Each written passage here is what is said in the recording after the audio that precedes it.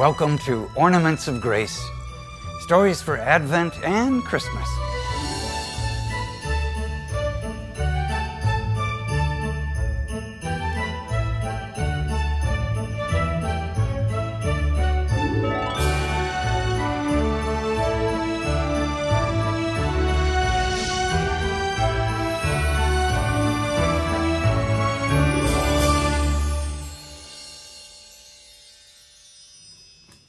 From the Gospel of Luke.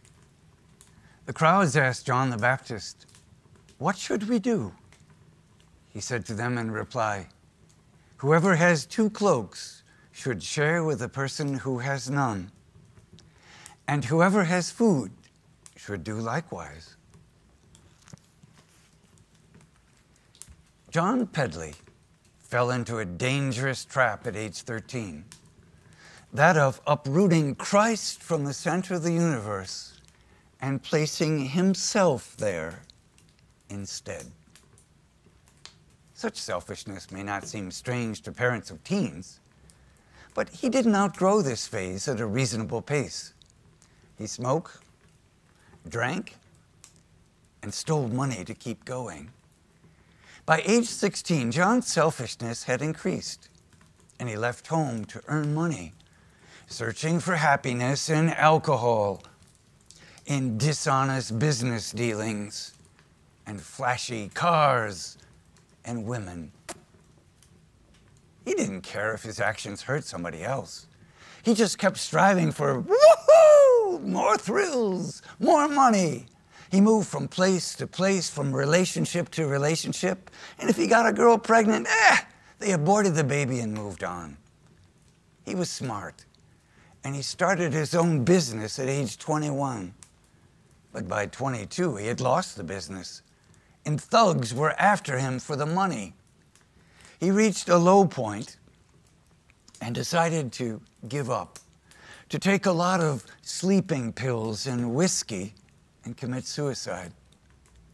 But before he took the pills, he went to a pub to drink. And going into the bathroom, was stopped by a man who said he needed to talk to him. John didn't want to listen to the man, but the man insisted and said he had been directed by Jesus to tell John that Jesus knew he was in trouble and that Jesus loved him and did not want him to give up. Due to this experience, John did not give up. But he still had a long road ahead of him. His selfishness was still entrenched. He paid bills, did business deals, and continued drinking. By age 30, John had a good income and a great car. He could travel. He had lots of material comforts. But he was unhappy. Soon he was into another bad marriage. In 2002, he almost died in a car accident and was in a coma for 6 weeks. However, after his miraculous survival of the accident, he wanted to find something worth living for and began researching world religions and trying out different churches. Finally, he found a church where people of all ages and walks of life actually showed him that God was in their lives. That made a profound difference. He discovered he could relate to the strength, the rebelliousness, and the revolutionary ideas of Jesus, as well as Jesus' love and compassion. He asked Jesus to come into his life. But his prayer was incomplete. He could not yet break the cycle of sin he had embraced for so many years. By age 35, John grew to understand that he could not leave selfishness and sin behind without Jesus giving him the strength. So John asked Jesus to take away from him all that kept him from being fully alive. Over time, he stopped drinking, entered stronger relationships, and began to want to make the world a better place.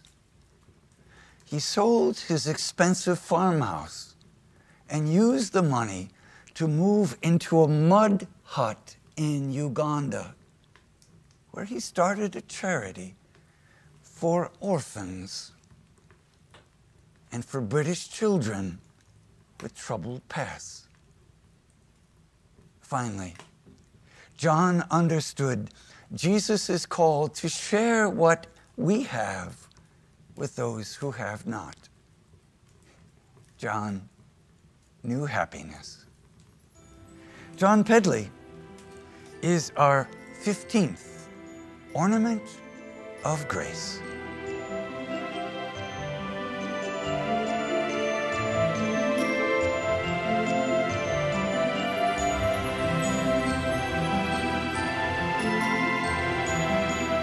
The crowds asked John the Baptist, "What should we do?"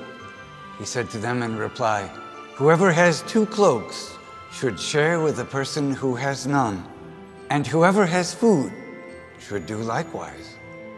Observing the beautiful ornaments, when you have entered into a cycle of sin, no matter how major or minor, how can believing in Jesus' love for you help you break out of that cycle?